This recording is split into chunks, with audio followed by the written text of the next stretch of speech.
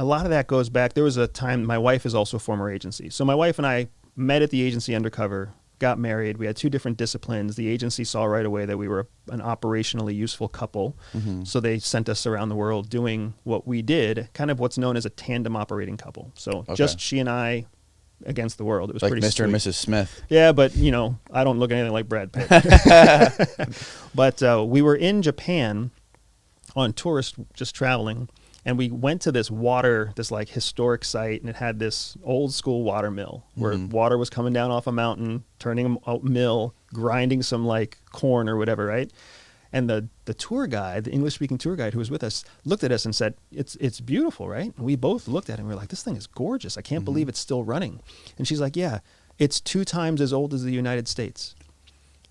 And that just, the way that the tour guide explained that to us, right? She didn't say it was 200 years old, right? She didn't say it was 400 years old, excuse me. She said it was 2 times the age of my country, which just, that means that little flour mill, that little corn mill has been doing its job twice as long as the United States has been demonstrating that democracy works.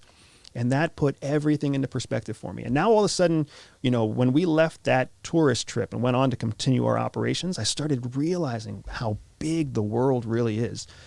The average Chinese person that you sit across the table from, whether they're here in the United States or whether they're in Beijing, that person doesn't just have pressure from mom and dad like you and me.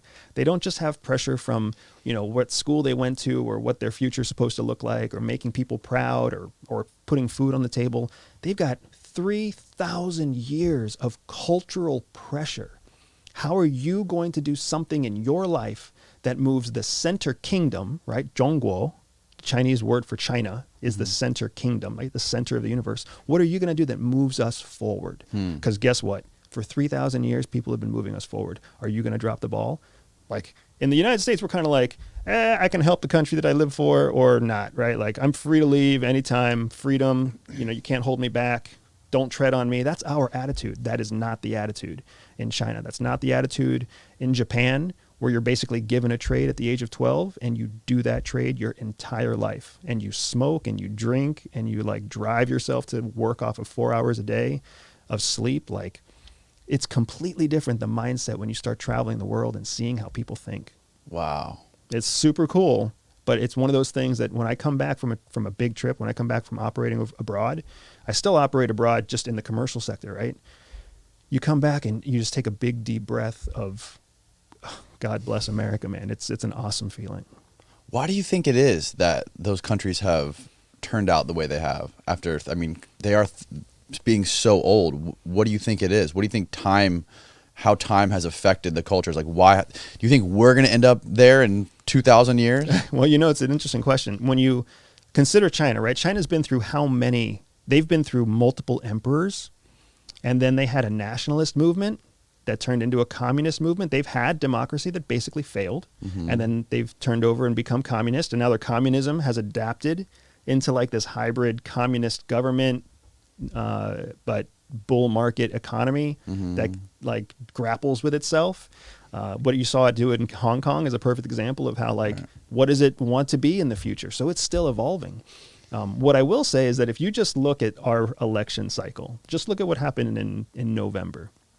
The country is split. Half the country wants Donald Trump, half the country wants Joe Biden.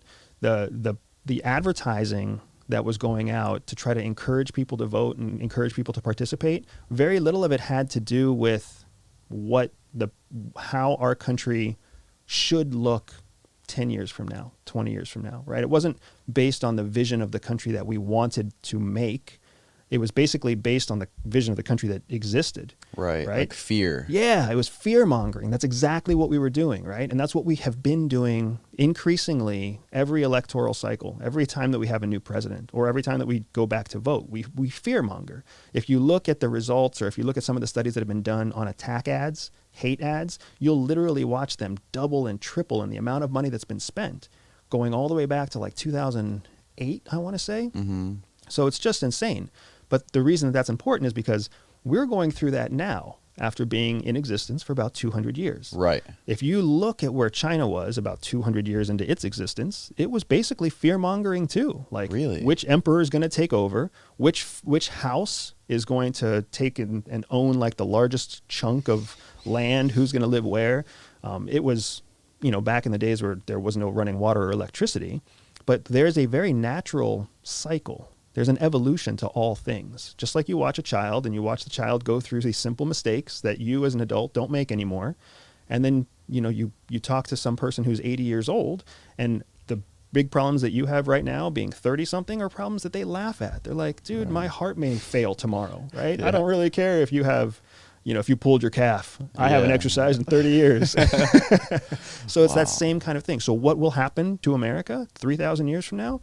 If America is America, right, 3,000 years from now, who knows how we're going to have evolved? This great democratic experiment is either going to be kicking ass and taking names, or it's going to evolve into some kind of hybrid.